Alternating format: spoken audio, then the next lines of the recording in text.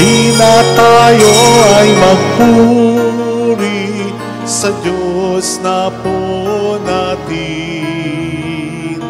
Kunin gitara at ito'y tugtugin, awitan siya ng himig. Lapitan siya't dakilain, atin siyang sambahin. Ang poon dumalaw sa atin upang tayo'y tubusin, upang tayo'y tubusin.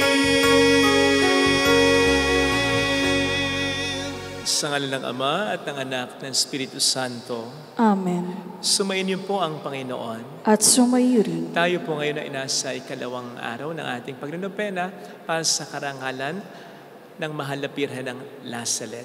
At upang tayo maging marapat, halina't magsisimula para sa ating mga kasalanan.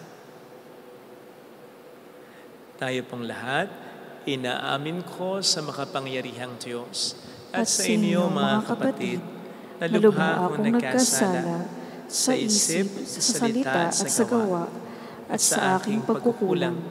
Kaya isinasamo ko sa mahal na Birheng Maria, sa lahat ng mga banghel at mga banal, at sa inyo mga kapatid, na ako'y panalangin sa Panginoong ating Diyos. Kaawaan tayo ng mapagmahal na Diyos, patawarin sa ating mga sala, at patnubayan hanggang sa buhay na walang hanggan. Amen. Panginoon, kaawaan mo kami. Panginoon, kaawaan mo kami. Kristo, kaawaan mo kami. Kristo, kaawaan mo kami. Panginoon, kaawaan mo kami. Panginoon, kaawaan mo kami. Yumuko tayo, maaaring ibulong sa Panginoon ang ating intensyon. Manalangin tayo. Ama naming makapangyarihan, loobin mong kami tuwangan ng banal na panalangin ng mahal na Birhen ng Lazaret upang kami lumaya sa lahat ng panganib at makapanatili sa iyong kapayapaan sa pamamagitan ni Jesucristo kasama ng Espiritu Santo magpa sa walang hanggan. Amen. Magdasal nga po pala natin ang mga OFW, ang mga tumutulong sa ating simbahan, gayon din ang mga may sakit at ang mga may pinagdaraanan. Ang salita ng Diyos mula sa sulat ni Apostol San Pablo sa mga taga-Kolosas. Mga kapatid, kayo'y hinirang ng Diyos, itinalaga para sa Kanya at minamahal Niya. Kaya dapat kayong maging mahabagin, maganda ang kalooban, magpakumbaba, mabait at matiisin, mapagpaunawanhin kayo at magpatawaran kung may pinanakit kayo sa isa't isa. Pinatawad kayo ng Panginoon, kaya't magpatawad din kayo at hindi sa lahat. Mag-ibigan kayo pagkat ito ang buklod ng ganap na pagkakaisa at paghahari ninyo sa inyong puso, ang kapayapaan, kaloob ni Kristo. Sapagkat ito ang dahilan, kaya kayo tinawag upang maging bahagi ng isang katawan. Magpasalamat kayo lagi. Ang mga salita ni Kristo ay itanim ninyong mabuti sa inyong isip. Magpaalalahanan kayo at magturuan ng buong kaalaman. Umawit kayo ng mga salmo, mga imno, at mga awiting espiritual na may pagpapasalamat sa Diyos. At anuman ang gagawin ninyo, maging sa salita o sa gawa, gawin ninyong lahat sa pangalan ng Panginoon, Jesus. At sa pamamagitan niya'y magpasalamat kayo sa Diyos Ama. Ang salita ng Diyos. Salamat sa Diyos. Kayong lahat na may buhay, papurihan ang may kapal. Kayong lahat na may buhay, papurihan ang may kapal. Sa banal na templo, ang Diyos ay awitan, purihin sa langit, ang lakas ng taglay. Siya ay purihan sa kanyang ginawa, siya ay purihin sapagkat dakila. Kayong lahat na may buhay, papurihan ang may kapal. Purihin sa tugtog ng mga trompeta, awitan sa salyo ng alpa at lira, sa tugtog ng tambol, magsayaw purihin, mga alpa at plauta, lahat ay tugtugin. Kayong lahat na may buhay, papurihan ang may kapal. Ang Diyos ay purihin sa tugtog ng pumpeyang, sa lakas ng tugtog siya ay papurihan. Purihin ang puon ng mga nilalang. Kayong lahat na may buhay, papurihan ang may kapal.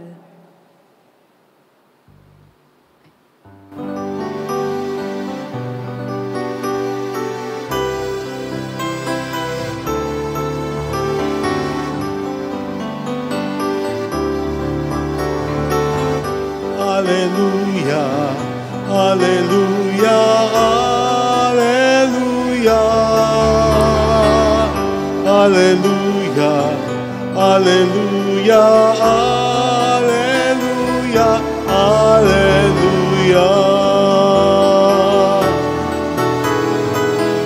hallelujah, hallelujah,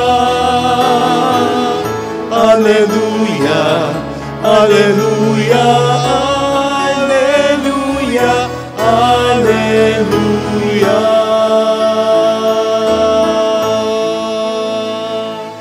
Sumainyo ang Panginoon. At sumayo rin. Ang mabuting balita ng Panginoon ayon kay San Lucas. Papuri sa iyo, Panginoon.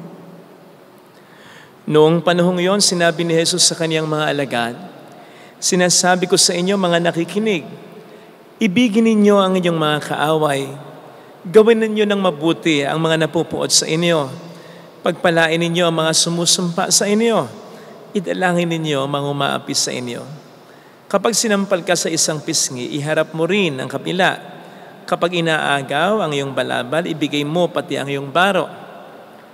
Bigyan mo ang bawat nangihingi sa iyo. At kung may kumuha sa iyong ari-arian, ay huwag mo nang bawiin pa ang mga iyon. Gawin ninyo sa iba ang ibig ninyong gawin nila sa inyo. Kung ang iibigin lamang ninyo ay ang mga umiibig sa inyo, ano pang gantimpala ang inyong ihintayin? Kahit ang mga makasalanan ay umiibig din sa mga umiibig sa kanila. At kung ang gagawan lamang ninyo ng mabuti, ang gumagawa sa inyo ng mabuti, ano pang gantimpala ang inyong hihintayin? Kahit ang mga makasalanan ay gumagawa rin ito. Kung ang pahihiramin lamang ninyo ay ang mga taong inaasahan ninyong makababayad sa inyo, ano pang gantimpala ang inyong hihintayin?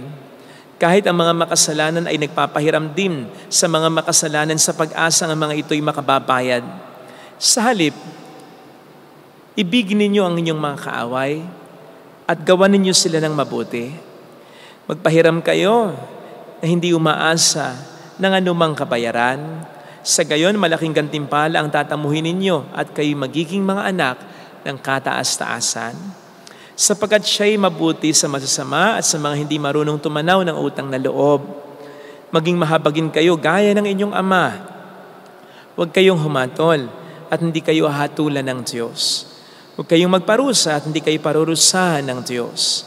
Magpatawad kayo sa inyong kapwa at patatawarin kayo ng Diyos. Magbigay kayo at bibigyan kayo ng Diyos. Hustong takal, siksik, liglig at umaapaw pa ang bibigay sa inyo.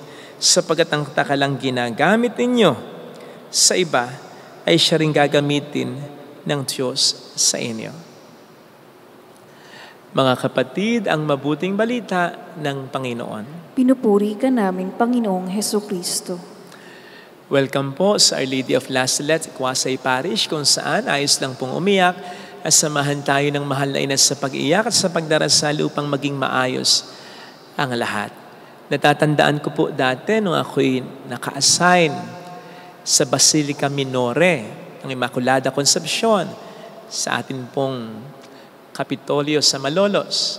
Nagkaroon po kami ng gathering sa rooftop, sa pang-apat na palapag ng kumbento. At doon kitang-kita mo ng malapitan yung malaking imahe ng Immaculada Concepcion sa tuktok ng Basilica. And I couldn't help but wonder, paano yun nalagay doon? Considering na matagal na po yun, ha? Tapos sabi, solid na bato yun. Ang laki pa kaya, 6 feet yata yun. So, magtataka ka kung paano yun nailagay doon. Taas nun. Pero sabi nga po nung asama kong pari noon, wala namang mahirap ang hindi kakayaning gawa ng paraan kung gugustuhin lang. Naalala ko lang po yung sinabi ng kapatid kong paring ito sa ebanghelyo na atin ngayong pinagninilayan. Kasi isa ito sa mga napakahirap na utos ng Diyos. Mahalin ang kaaway at gawa ng mabuti. Di ba? Yung mahalin nga parang imposible na yung panggagawa ng mabuti. O yung gawa na lang ng mabuti. Parang ang hirap na yung mamahalin pa ba? Oh, come on. Pwede siguro yun kung, sige, mahalin ang kaaway, yakapin. Ekspresyon ng pagmamahal, yakapin. Yakapin na nga yakapin, mahigpit, hanggang sa hindi na makahinga. Joke lang. Pero seryoso itong sinasabi ng Panginoon dito. Hindi po talinghaga ito. Diretso ito. At utos ito. Kailangan natin gawin. Sapagkat mahirap man, tulad ng sabi ng kaibigan kong pare, magagawan pa rin naman ng paraan kung gugustuhin lang. At paano nga ba natin ito magagawa ng paraan? Yung mahalin at gawan ng kabutihan, ang kaaway. Una, gustuhin muna natin sapagkat yun ang sinabi natin, di ba? Ano mang mahirap, magagawa ng paraan, kung gugustuhin lang. Gustuhin muna natin. And this basically means trying to remove our bias against it, na ito ay mahirap or imposibleng gawin. Kasi kung sa una pa lang, yun ang mindset natin, ito'y mahirap at imposibleng gawin. Una pa lang, mahirapan na tayo kahit hindi pa natin ina-attempt na gawin ito.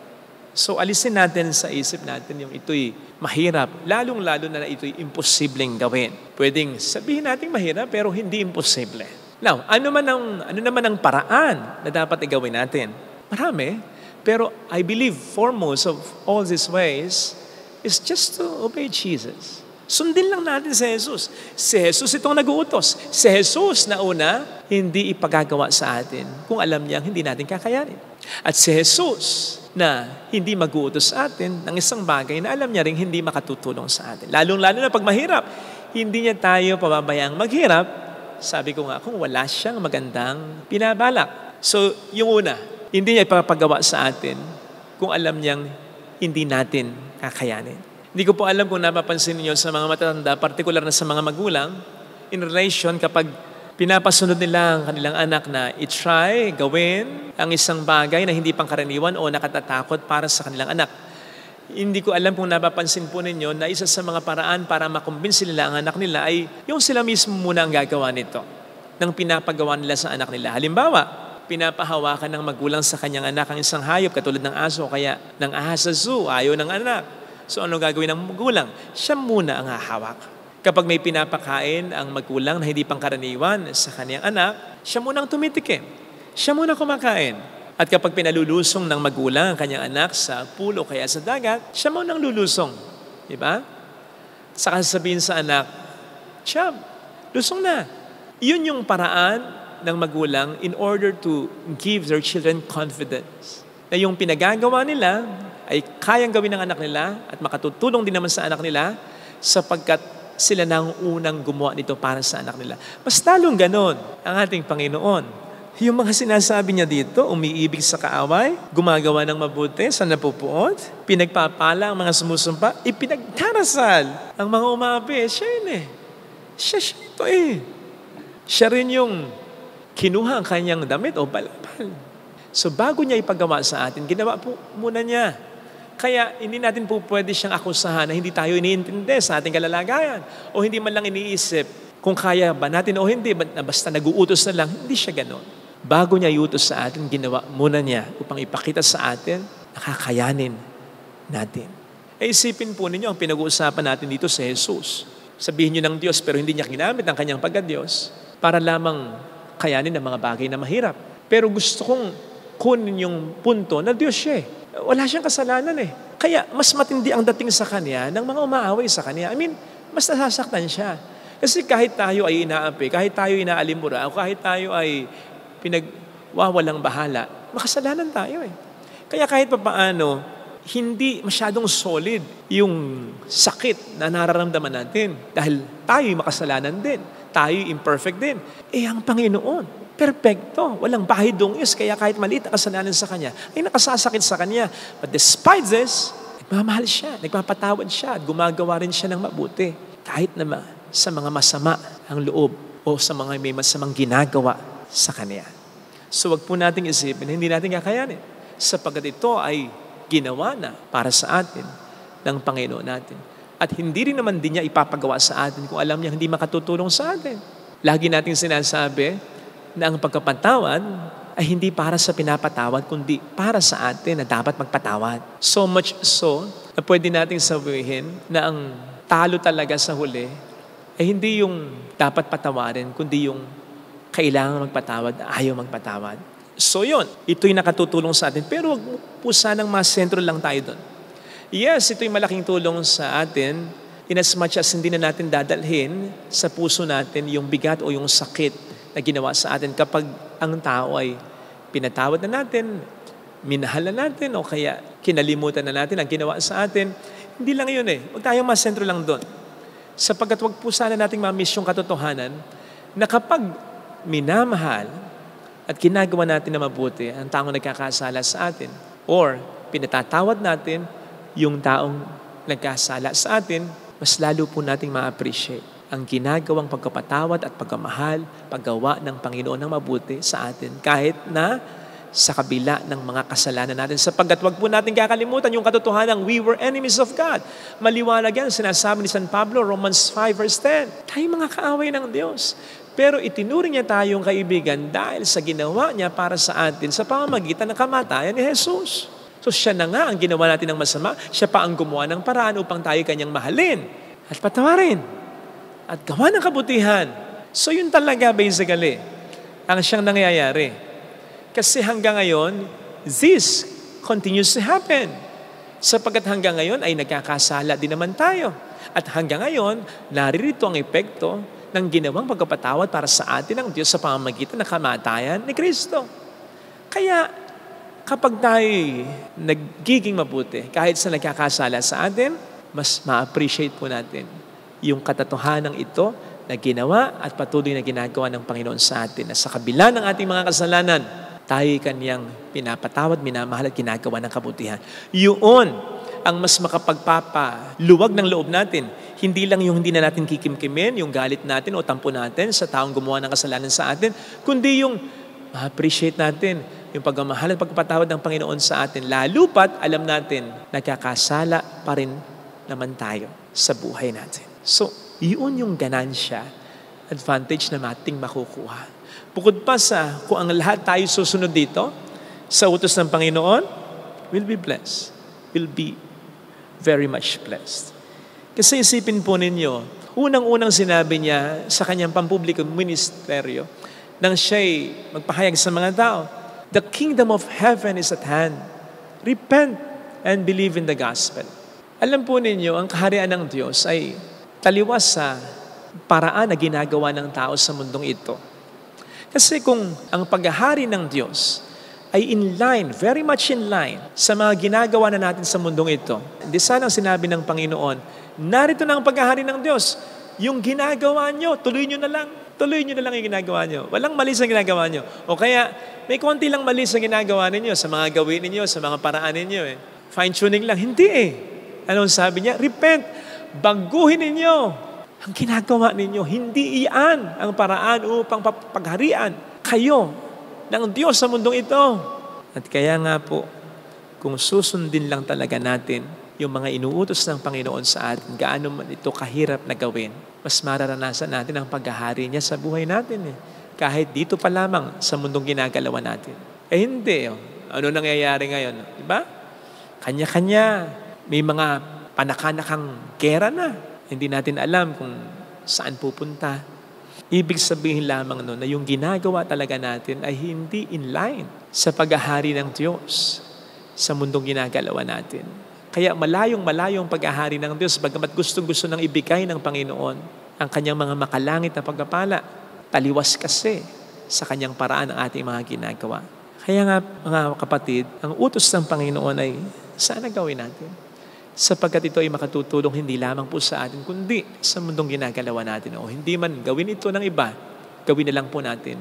Sapagkat hindi man maghari ang Diyos sa mundo, habang tayo nabubuhay, ay maghari nawa man lang ang Diyos sa ating buhay. Amen. Lagay natin ang ating kanang kamay sa tapat ng ating puso.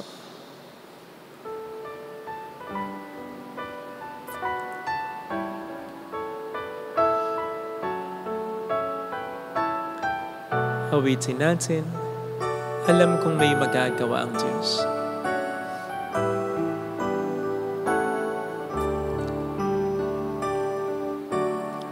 Alam kong may magagawa, makapangyarihan siya. Alam kong may magagawa ang Diyos.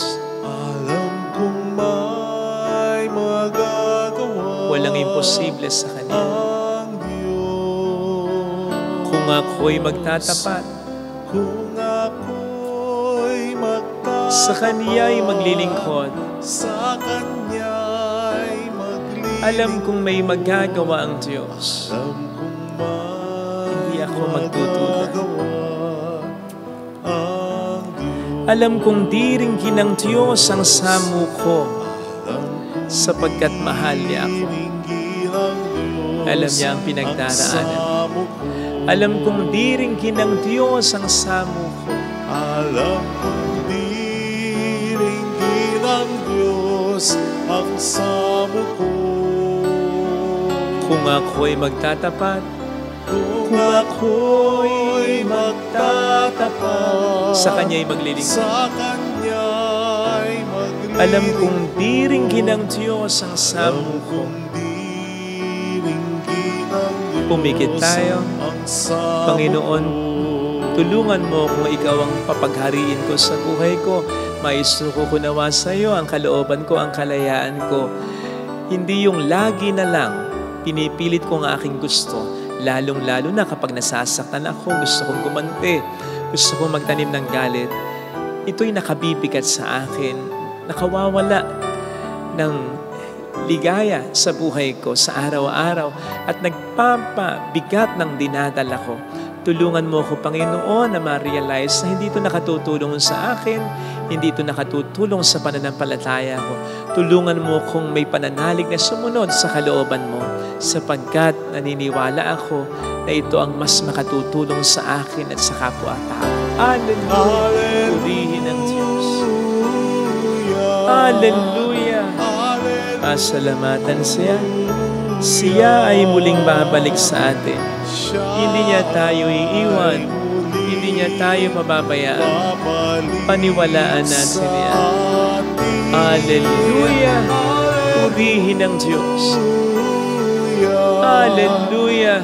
Sa takdang panahon, babalik ang Panginoon upang tayo ay kunin tapat siya sa kaniyang mga pangako sa atin. Sabihin mo sa sarili, mayroong magandang mangyayari sa iyo. Higit pa sa inaasahan mo sapagkat mahal ka ng Diyos, pakatandaan mo. Kung lalapit ka kay Jesus, maaaring matagal, maaaring maging mahirap, pero magiging maayos din ang lahat. Kay Jesus, mayroong magandang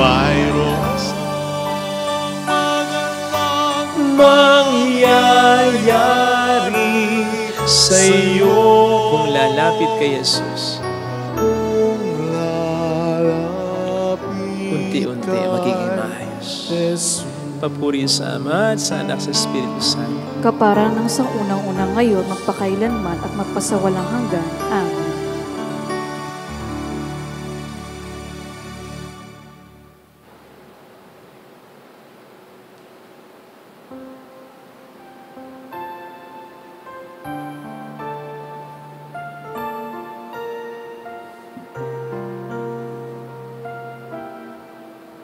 Sa trigo at ubas na ulan, sa unang alay ng madla,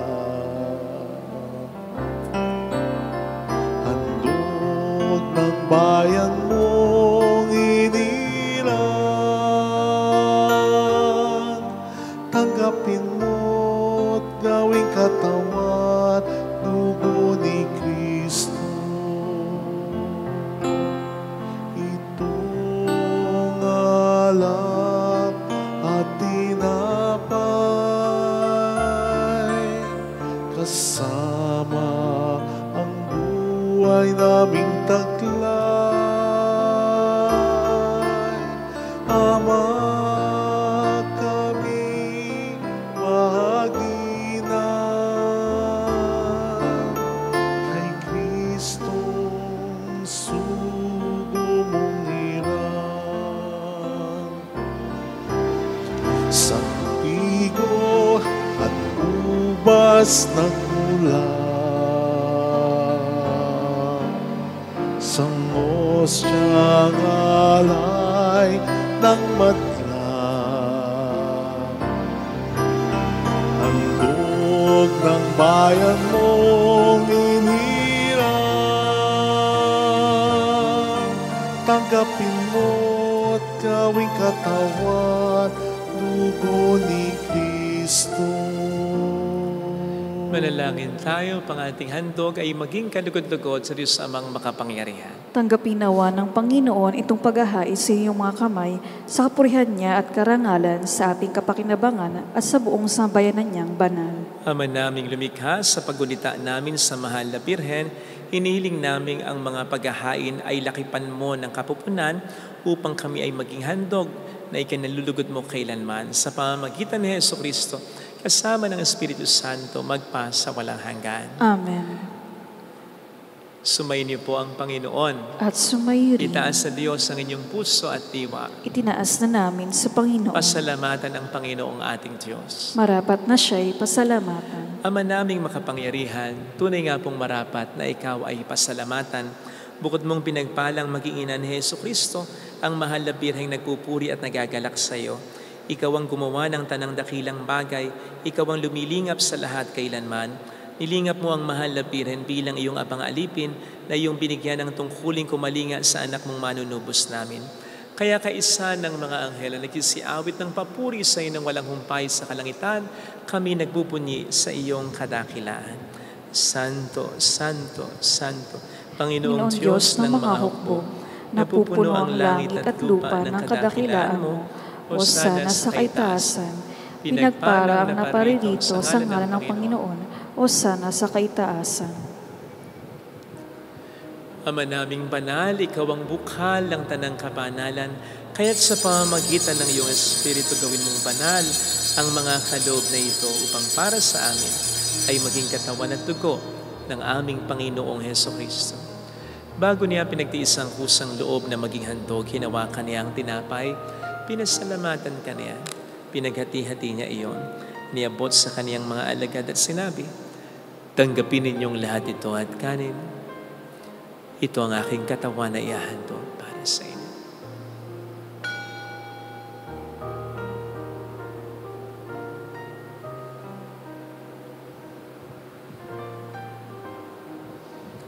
Gayun din naman nang matapos ang hapunan, hinawakan niya ang kalis, uli kaniyang pinasalamatan. Iniabot niya ang kalis sa kaniyang mga alagad at sinabi, tanggapin ninyong lahat ito at inumin. Ito ang kalis ng aking dugo ng bago't walang hanggang tipan. Ang aking dugo na ibubuhos para sa inyo at para sa lahat. Sa ikapagkapatawad ng mga kasalanan, gawin niyo ito sa pag-alala sa akin.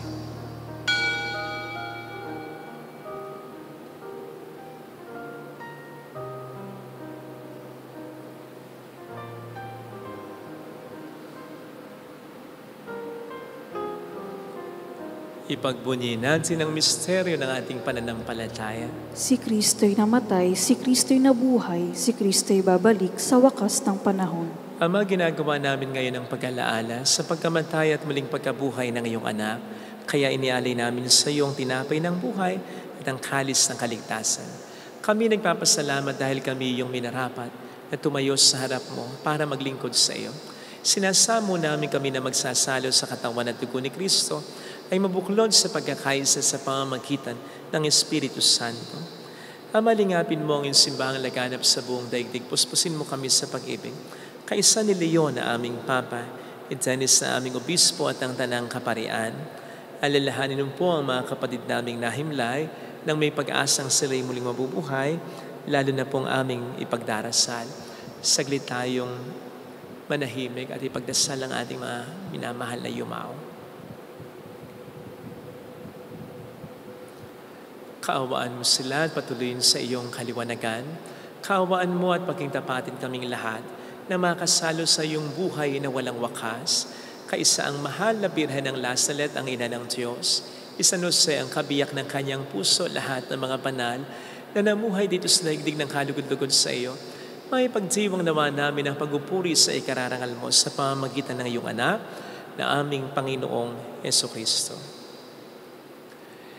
Sa pamagitan ni Kristo, kasama niya at sa Kanya, ang lahat ng parangal papuri ay sa iyo, Diyos amang makapangyarihan, kasama ng Espiritu Santo, magpasawalang hanggan.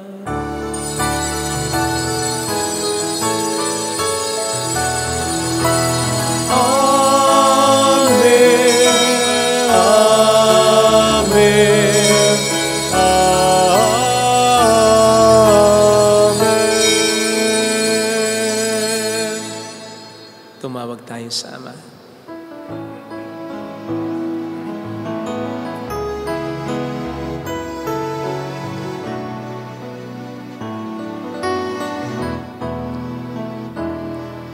Ama namin, sumasalangit ka, sambahin ang ngalan mo, mapasamin ang kaharian mo, sundin ang loob mo dito sa lupa para nang sa langit. Bigyan mo kami ngayon ng aming kakanin sa araw at patawarin mo kami sa aming mga sala para ng pagpapatawad namin sa nagkakasala sa amin.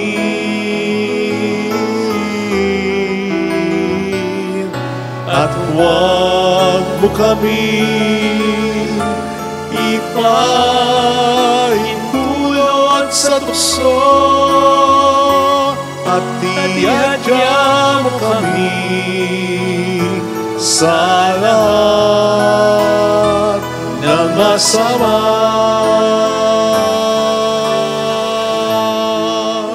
Iniling namin kami adya sa lahat ng masama, pagkalooban ng kapayapaan araw-araw, iligtas sa kasalanan. Samantalang aming pinaghahandaan ang dakilang araw ng pagpapahayag ng tagapagligtas namin sa Jesucristo. Sapagkat iyo ang kaharian, ang kapangyarihan at ang kampurihan magpakailanman. Amen. Panginoong Jesucristo, sinabi mo noon, sinasabi mo rin sa amin ngayon, kapayapaan ang iniiwan ko sa inyo, ang aking kapayapaan ang ibinibigay ko. Tuhain mong aming pananampalataya, huwag ang aming pagkakasala. Pagkalooban mo kami ng kapayapaan at pagkakaisa ayon sa iyong kalooban, kasama ng Espiritu Santo magpasa walang hanggan. Amen. Ang kapayapaan ng Panginoon ay sumainyo nawang lahat. At sumayo rin. Magbigayan tayo ng kapayapaan sa isa't isa. Kapayapaan po. Peace be with you.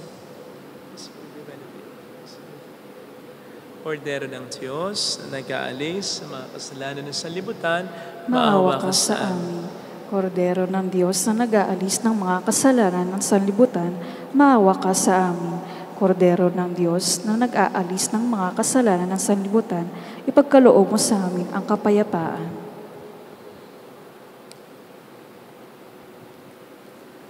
Narito sa harap natin ng Panginoon ang ating buhay at kaligtasan. Mapapalad tayong inaaneyahan. Panginoon, hindi ako karapat-dapat na magpatuloy sa iyo, ngunit sa isang salita mo lamang ay gagaling na ako.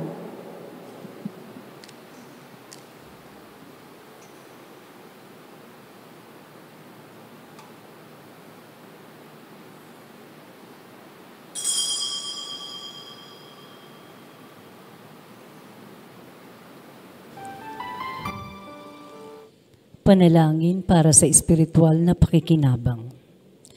Panginoong Hesus, ako ay naniniwala na ikaw ay nasa kabanal-banalang sakramento. Iniibig kita ng higit sa lahat at ninanasa kong tanggapin ka sa aking kaluluwa.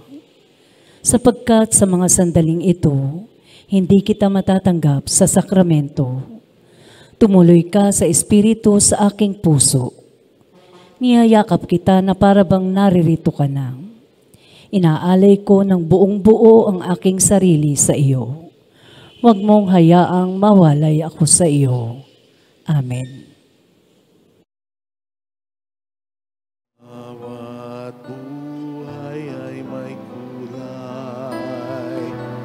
Kung mayroong pagmamahal,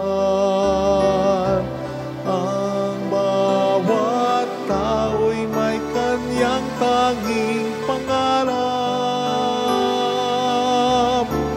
Tao kang may tungkuling magpayag ng pagmamahal. Ang kalinga sa iyo'y tanging handog ng Diyos, sapagkat ika'y sanga ng pag-ibig na sa Kanya'y tumubukan. At lahat ng biyaya sa Kanya ay iyong tinanggap, ay malayang ibagi sa isa't isa, sapagkat ika'y sanga ng pag-ibig ng Panginoon.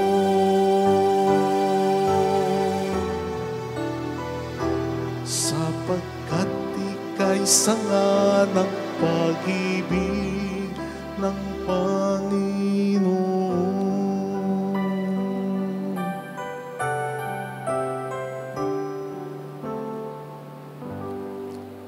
Manalangin tayo. Ama naming mapagmahal, sa pagsalo namin sa banal na pakikinabang, ang iyong kagandahang loob ay aming hinihiling upang ang pagkaparangal namin sa mahal na biran at pagtulad namin sa Kanya ay magpagindapat na aming paglingkuran ng pagganap sa kaloob mong kaligtasan. Sa pamamagitan ni Jesucristo, kasama ang Espiritu Santo magpasa walang hanggan. Amen. Holy God, Holy Mighty One, Holy Immortal One. Have mercy on us and on the whole world. Holy God, Holy Mighty One, Holy Immortal One. Have mercy on us and on the whole world. Holy God, Holy Mighty One, Holy Immortal One. Have mercy on us and on the whole world. Jesus, King of Mercy, We trust in you. alalahanin, Alalahanin, O mahal na Birhen ng Nazaret, Ina ng pag-asa, Ikaw ang nagpapaalala sa aming magbalik loob sa Ama. Ito nagpapatunay na ang kagandahan mo'y nanatiling busilang sa pag-aaruga mo sa amin tungkulin mo'y tinupad. Sa paanan ni Kristo'y itinuring mo kaming mga tunay mong anak. Kaya ninais mo'y isa'y huwag mapahamak. Maging sa iyong walang tigil na panalangin, pati luhay pumatak. Huwag nawang mawala ng saysay ang iyong paghihirap. Hiling nawa namin sa iyo, O aming inang liyan, na matapos ang pakikibakan namin sa mundong ito, at sa pananatili namin tapat kay Kristo, sa kapurihan mo ay makibahagi kaming ganap, upang kung nasan ka ngayon ay maparang din kaming lahat, at ang kaganapan ng kalwalatian ng Diyos sa may tuluyang matupad siya nawa. mahal na biran ng Nazaret, tagapagkasundo ng mga makasalanan. Ipanalangin mong walang batid kaming mga dumudulog sa iyo. Maraming pong salamat sa inyong pakikisa sa ikalawa nating araw ng pagnunobena para sa kapistahan ng mahal na biran ng Nazaret. Samahan niyo po kami patuloy sa buting gawain na ito. Salamat po. Salamat din po sa inyong suporta. Sumainyo ang Panginoon. At sumayo rin. Magpalain kayo kasama ang ating pamilya na mapagmahal na Diyos, ng Ama at ng Anak, ng Espiritu Santo. Amen. Umayo tayo sa kapayapaan ni Kristo. Salamat sa Diyos.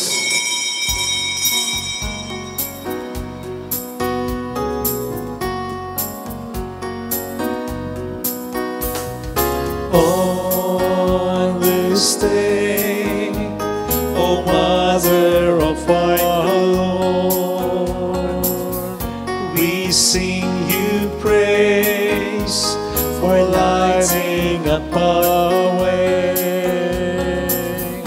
Your tears did soften up the hearts of men, and they still do today.